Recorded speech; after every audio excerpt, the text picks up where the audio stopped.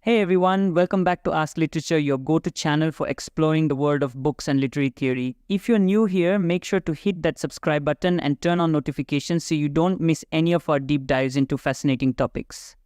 And post-colonialism is a critical framework that examines the aftermath and enduring effects of colonialism on cultures, societies, and nations. It seeks to understand how the legacies of colonial power structures continue to influence formerly colonized regions even after they have gained political independence. At its core, post-colonialism addresses the complex relationships between the colonizer and the colonized, focusing on issues of identity, power, culture, and resistance.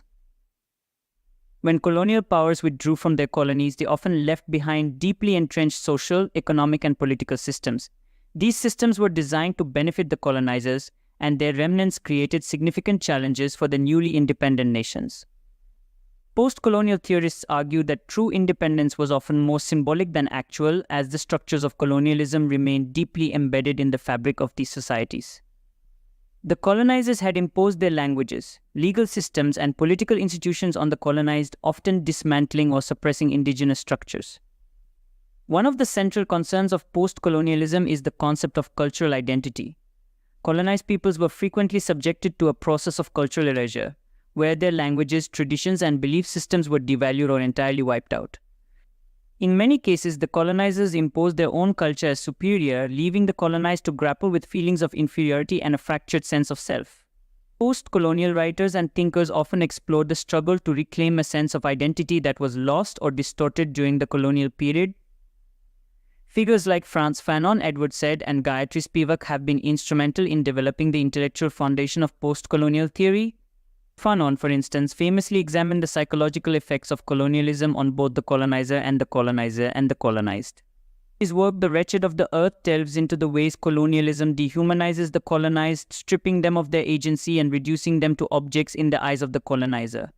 Fanon also explored how colonized people internalize the negative stereotypes imposed upon them, leading to deep psychological trauma that persists even after colonial rule has ended. They argued that the process of decolonization was not only about gaining political independence but also about reclaiming the dignity and humanity of the colonized.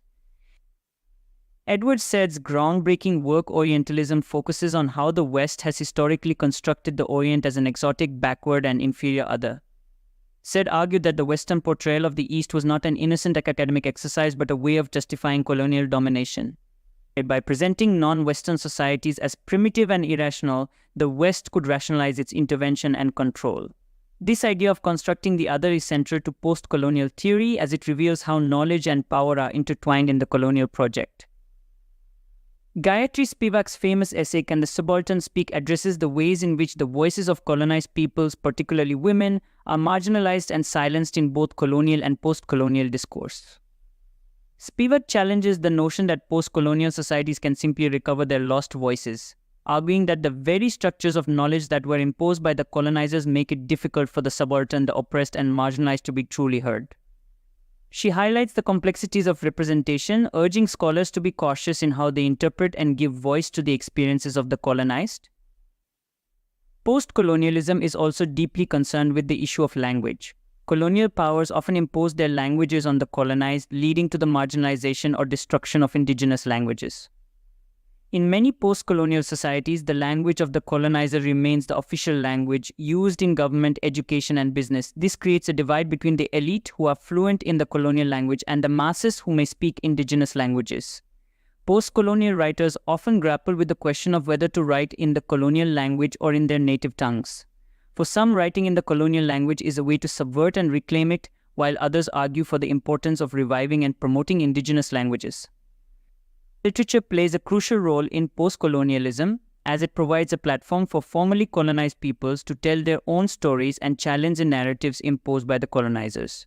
Writers from post-colonial societies often use their work to explore themes of identity, resistance, and the ongoing effects of colonialism. They may challenge the stereotypes and depictions of their cultures that were propagated during the colonial period, offering more nuanced and authentic representations of their histories and experiences. For example, Chinua Achebe's novel Things Fall Apart is widely regarded as a seminal post-colonial text. Achebe challenges the European portrayal of African societies as primitive and uncivilized, offering a rich and complex depiction of Igbo culture before and during British colonization. Similarly, authors like Salman Rushdie, Ngugi wa Thiong'o, and Derek Walcott have used their writing to interrogate the legacies of colonialism in their respective regions, blending indigenous storytelling traditions with the language and forms of the colonizer. One of the key challenges facing post-colonial societies is the persistence of economic inequality. Many former colonies were left impoverished after years of exploitation, with their economies geared towards serving the interests of the colonizers rather than their own people. In some cases, the borders drawn by colonial powers, often with little regard for ethnic, cultural, or linguistic divisions, have led to internal conflicts and instability. Post-colonial theorists argue that while political independence may have been achieved, economic independence remains elusive for many nations. Globalization has further complicated the post-colonial landscape. Former colonies continue to be enmeshed in global systems of trade and finance that often replicate the dynamics of colonialism. Multinational corporations, many of which are based in former colonial powers, exert significant influence over the economies of post-colonial nations. Additionally, international financial institutions like the World Bank and the International Monetary Fund have been criticized for imposing policies that disproportionately harm developing countries, perpetuating it in a cycle of dependency and inequality. At the same time, post-colonial societies are not passive victims of these forces. There is a rich tradition of resistance, adaptation, and survival. Post-colonial thinkers emphasize the agency of formerly colonized peoples, highlighting how they have navigated, challenged, and reshaped the legacies of colonialism. From political movements to cultural renaissance, post-colonial societies have found ways to assert their autonomy and reclaim their identities.